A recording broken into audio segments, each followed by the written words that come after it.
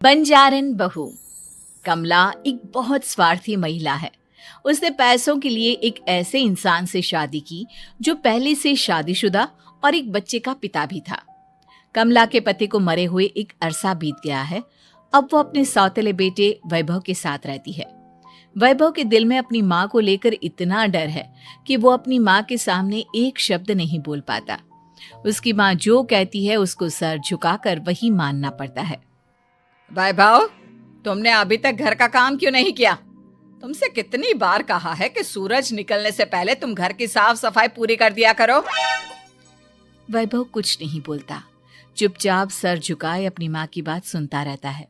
तभी पास में खड़ा नौकर सुखराम कहता है, मालकिन, वैभव बाबा को रात से तेज बुखार है, इसलिए वो सुबह जल्दी उठ नहीं पाए।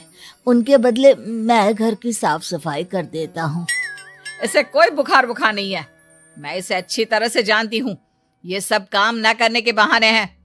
सुखराम काका, बोल दो इसे, सारे घर का काम यही करेगा।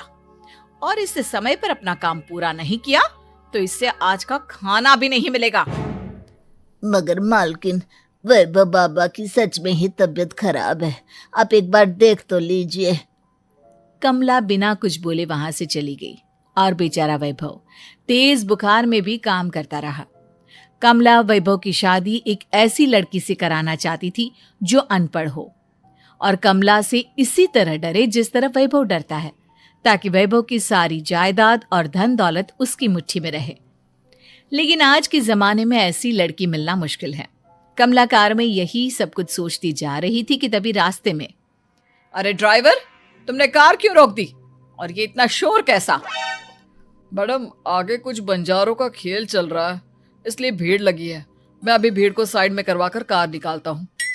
ड्राइवर भीड़ को साइड करके कार निकालने की कोशिश करने लगा कि तभी कमला की नजर रस्सी पर चल रही एक फुलवा नाम की बंजारन पर पड़ी। क्यों ना मैं इस बंजारन की शादी वैभव से करा दूं?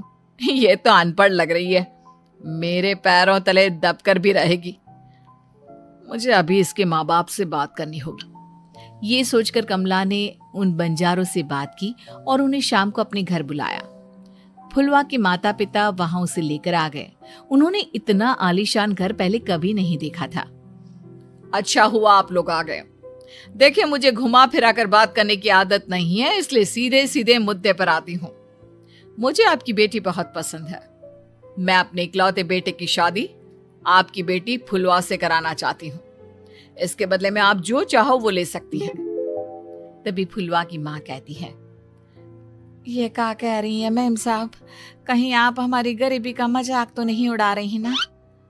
आप मेरे बेटे से मिल लो। अगर आपको मेरा बेटा पसंद आता है तो मैं कल से ही शादी की तैयारी शुरू कर दूंगी। सुखराम, वैभव को लेकर आओ।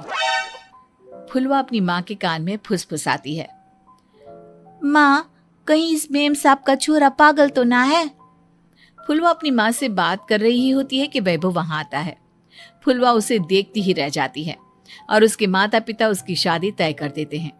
शादी वाले दिन किसी को फुलवा और वैभव की बेमेल विवाह की बात समझ में नहीं आती। फिर भी एक औरत कमला से पूछ ही लेती है, कमला जी, आपने अपने इकलौते बेटे की शादी देहाती गवार से क्यों करा दी? ये बंजारन आपके घर की बहू बनने लायक तो नहीं है। कम से कम अपने स्टेटस का ही ख्याल कर लिया होता। बहू तो अपने टक्कर की लाती, आपने तो बंजारन को ही बहू बना लिया। अब कमला को समझ में नहीं आ रहा था कि इस बात का क्या जवाब दे। वो कुछ देर चुप रही और सोच समझ कर कहती है, बहन जी, आपको तो पता है आजकल के बच्चे किसी की बात कहाँ सुनते हैं। मैं तो अपनी बहू एक पढ़ी लिखी और अपनी सोसाइटी की ही ढूंढ रही थी। लेकिन मेरे बेटे ने मेरे सामने इस बंजारन को लाकर खड़ा कर दिया। बोला कि मैं शादी करूंगा तो इसी से। अब भला मैं क्या करती? मुझे अपने बेटे के सामने झुकना ही पड़ा। कमला की ये बातें सुखराम भी सुन रहा था। उसने ये सारी बातें वैभव को जाकर बता दी। काका, मैं तो फुलवा को जानता भी नहीं, फिर माँ मेरे बारे में झूठ क्यों कह रही है? अरे बेटा, तुम कितने भोले हो, तुम्हें कुछ भी नहीं पता। तुम्हारे पिता अपनी सारी संपत्ति तुम्हारे नाम करके गए हैं। तुम्हारी माँ नहीं चाहती कि यह संपत्ति तुम्हें मिले, इसलिए उन्होंने तुम्हारी अनपढ़ लड़की से शादी करवाई ताकि तुम्हारी तरह वो भी अपने हक के लिए आवाज ना उठा सके। सुखराम काका, मैं क्या करूं, आप ही बताओ। माँ के सामने आते ही मेरे हाथ पैर कांपने लगते हैं। मैं माँ को कुछ भी नहीं कह पाता। वे दोनों बात कर ही रहे थे कि अचानक कमला वहां गई। कमला को देखकर दोनों घबरा गए। तुम दोनों फिर कभी बातें कर लेना, अभी फेरों का समय हो गया है, चलो जल्दी आओ। इस तरह फुलवा और वैभव की शादी हो गई। अगले दिन कमला ने फुलवा को बुलाया और उसे नसीहत देने लगी। देख बंजारन, तुझे मैंने अपनी बहू बना तो लिया है, लेकिन तुझे इस घर में आँख कान मुंह बंद करके रहना होगा। घर का काम कर और अपने पति से मतलब रख, समझी? कमला का ऐसा रवैया फुलवा को बिल्कुल समझ में नहीं आया। उसने वैभव से इस बारे में बात की। सुनिए ना, माँ जी ने जिस तरह मुझसे बात की मुझे अच्छा नहीं लगा। शादी से पहले तो वो मुझसे बहुत अच्छे से बात कर रही थी, लेकिन शादी के बाद उन्हें क्या हो गया? तुम ज्यादा मत सोचो, जैसा माँ कहती है वैसा ही करो। ये कहकर वैभव वहां से चला गया। अगले दिन वैभव को घर के नौकरों की तरह काम करता देख फुलवा को बहुत हैरानी हुई। फुलवा ने इस बारे में सुखराम काका से बात की तो सुखराम काका ने फुलवा को सारी बात बता दी। अब फुलवा को समझ में आ गया कि उसकी सास ने एक बंजारन को बहू क्यों बनाया। एक दिन वैभव घर का काम कर रहा था, तभी उससे कांच की प्लेट टूट गई। किसने गिराई ये कांच की प्लेट? वैभव को वहां खड़ा देख कमला ने छड़ी से उसे मारना शुरू कर दिया। उसके पैर में कांच चुभ गया और खून बहने लगा, लेकिन फिर भी कमला उसे मारे जा रही थी। ये देखकर फुलवा ने कमला के हाथ से छड़ी छीन ली और तोड़कर फेंक दी। बंजारन, तेरी इतनी हिम्मत, तूने मेरे हाथ से छड़ी छीनी? कमला फुलवा को थप्पड़ मारने ही वाली थी कि फुलवा उसका हाथ पकड़ लेती है। ओ ससु माँ, मैंने मॉम की गुड़िया ना समझ लियो। बंजारन हो बंजारन, ईंट का जवाब पत्थर से देना जानती हूँ। आज के बाद मेरे या वैभव जी के ऊपर हाथ उठाने की सोचियो भी ना, समझी ससु माँ? ये कहकर फुलवा वैभव को लेकर वहां से चली गई। उसने वैभव के पैर पर पट्टी बांधी, उसके आंसू पोंछे।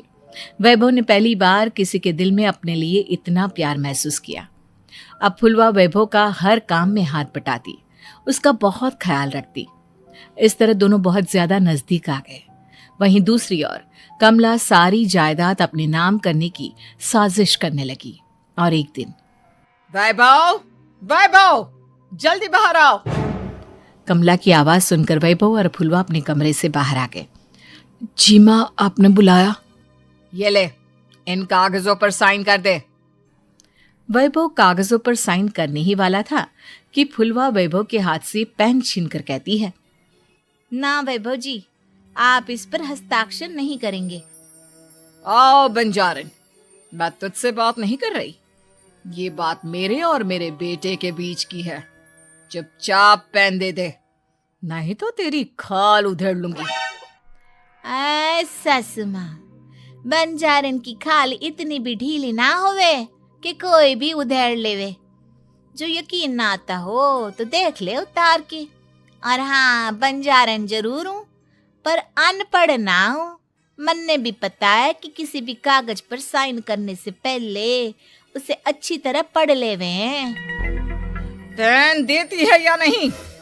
ये कहकर कमला फुलवा को मारने आई तो फुलवा ने कमला को धक्का दे दिया और वो नीचे गिर गई।